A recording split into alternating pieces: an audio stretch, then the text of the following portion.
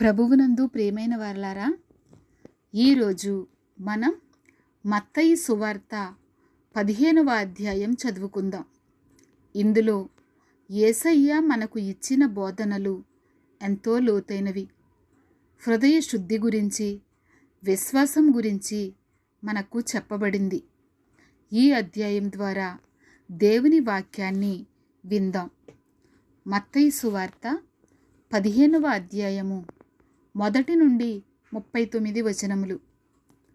ఆ రోజుల్లో యెరూషలేము నుండి ధర్మశాస్త్ర పండితులు, పరిసయ్యులు వచ్చి, నీ శిష్యులు చేతులు కడుక్కోకుండా భోజనం చేస్తూ మన పెద్దలు ఏర్పాటు చేసిన సంప్రదాయాన్ని పాటించడం లేదేంటి అని యేసుని అడిగారు. అందుకు ఆయన వారితో ఇలా అన్నాడు, మీరు మీ సంప్రదాయం కోసం దేవుని ఆజ్ఞనే మీరుతున్నారు. ఎలాగంటే తల్లిదండ్రులను గనపరచమని, తండ్రిని గాని తల్లిని గాని దూషించేవాడికి శిక్ష మరణమేనని దేవుడు చెప్పాడు. కానీ మీరు మాత్రం ఎవరైనా తన తండ్రితో తల్లితో, నా నుండి మీకు ఏమైనా లాభం కలుగుతూ ఉంటే దాన్ని దేవునికి ఇచ్చేశాను అని చెబితే అతడు ఇక నుండి తన తల్లిదండ్రులను పట్టించుకోనక్కరలేదని చెబుతారు. ఆ విధంగా మీరు మీ సంప్రదాయాల కోసం దేవుని మాటను పక్కన పెట్టేశారు. వేషధారులారా, ఈ ప్రజలు తమ పెదాలతో నన్ను గౌరవిస్తున్నారు గాని వారి హృదయం నాకు దూరంగా ఉంది. వారు నన్ను వ్యర్థంగా ఆరాధిస్తున్నారు. ఎందుకంటే మనుషులు ప్రవేశపెట్టిన పద్ధతులనే దేవుని సిద్ధాంతాలుగా వారు బోధిస్తారు అని యెషయా ప్రవక్త మిమ్మల్ని గురించి సరిగానే చెప్పాడు. ఆయన ప్రజలందరినీ పిలిచి, మీరు తెలుసుకోవలసింది ఏమంటే, ఒక వ్యక్తి నోటిలోకి వెళ్ళేది అతనినేమీ అపవిత్రపరచదు.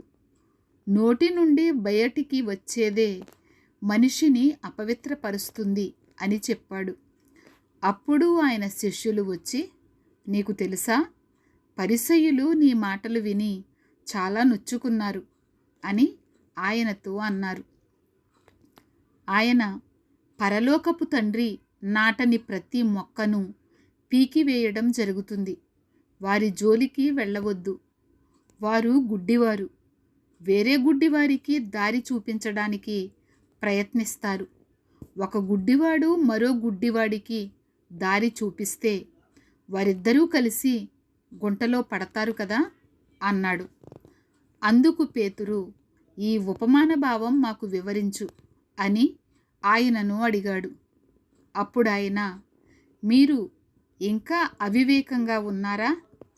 నోటిలోకి పోయేదంతా కడుపులో పడి బయటకు విసర్జన అయిపోతుంది. కానీ నోటి నుండి బయటికి వచ్చేవి హృదయంలో నుండి వస్తాయి.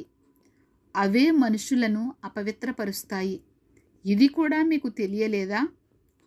హృదయంలో నుండే చెడు ఆలోచనలు, హత్యలు, వ్యభిచారాలు, లైంగిక దుర్నీతి, దొంగతనాలు, అబద్ధ సాక్ష్యాలు, దైవ దూషణలు వస్తాయి.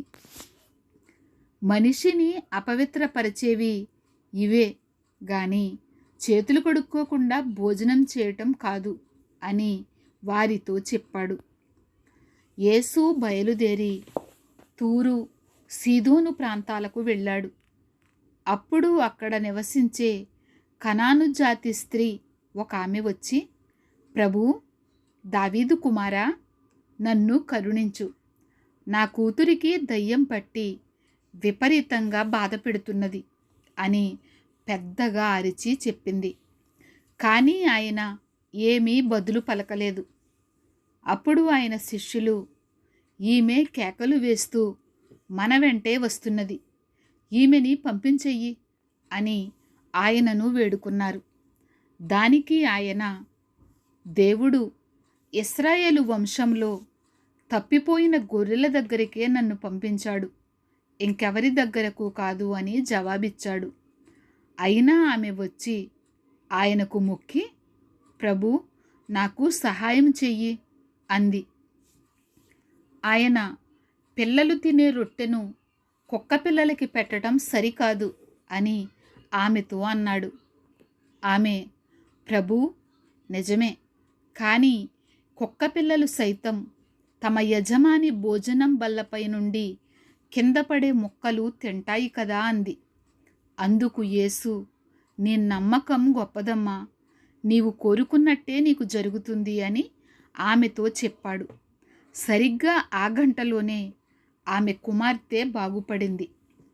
యేసు అక్కడ నుండి బయలుదేరి గలిలయ సముద్రం పక్కగా ఉన్న ఒక కొండ ఎక్కి కూర్చున్నాడు. ప్రజలు గుంపులు గుంపులుగా అనేక మంది కుంటివారిని, గుడ్డివారిని, మూగవారిని, వికలాంగులను, ఇంకా అనేక రోగాలున్న వారిని తీసుకువచ్చి ఆయన పాదాల దగ్గర ఉంచారు. ఆయన వారిని బాగుచేశాడు. మూగవారు మాట్లాడటం, వికలాంగులు బాగుపడటం, కుంటివారు నడవడం, గుడ్డివారికి చూపు రావడం చూసి ప్రజలు ఆశ్చర్యపడ్డారు. వారంతా ఇశ్రాయేలీయుల దేవునికి స్తుతులు చెల్లించారు. అప్పుడు యేసు తన శిష్యులను పిలిచి, ఈ ప్రజల మీద నాకు జాలిగా ఉంది. 3 రోజుల నుండి వీరు నా దగ్గరే ఉన్నారు. వారికి తినడానికి ఏమీ లేదు. వాళ్లను ఆకలితో పంపటం నాకిష్టం లేదు. అలా పంపివేస్తే వారు దారిలోనే స్పృహ తప్పి పోతారేమో అన్నాడు. ఆయన శిష్యులు, ఇంతమందికి సరిపడినన్ని రొట్టెలు ఈ అడవి ప్రాంతంలో ఎక్కడ దొరుకుతాయి అన్నారు. యేసు, మీ దగ్గర ఎన్ని రొట్టెలున్నాయి అని వారిని అడిగాడు. వారు 7 రొట్టెలు, కొన్ని చిన్న చేపలు ఉన్నాయి అని చెప్పారు. అప్పుడు యేసు, నేల మీద కూర్చోండి అని ఆ ప్రజలకి ఆజ్ఞాపించి ఆ 7 రొట్టెలు ఆ చేపలు పట్టుకొని దేవునికి కృతజ్ఞతలు చెల్లించి వాటిని ముక్కలు చేసి తన శిష్యులకిచ్చాడు. శిష్యులు ఆ ప్రజలకు వాటిని పంచిపెట్టారు. వారంతా కడుపారా తిన్న తరువాత అక్కడ 7 గంపల నిండుగా ముక్కలు మిగిలిపోయాయి. స్త్రీలు, పిల్లలు కాకుండా కేవలం పురుషులే 4,000 మంది తిన్నారు. తరువాత ఆయన ఆ ప్రజలందరినీ పంపివేసి పడవ మీద మగదాను ప్రాంతానికి వచ్చాడు. డియర్ ఫ్రెండ్స్, ఈ అధ్యాయం ద్వారా మనకు తెలిసింది, మనిషిని అపవిత్రం చేసేది ఆహారం కాదు, మన హృదయం నుంచే బయలుదేరే మాటలే. మన హృదయాన్ని పరిశుద్ధంగా ఉంచుదాం. యేసయ్య బోధించిన మార్గంలో నడుద్దాం. దేవుడు మీ అందరినీ ఆశీర్వదించుగాక. ఆమెన్.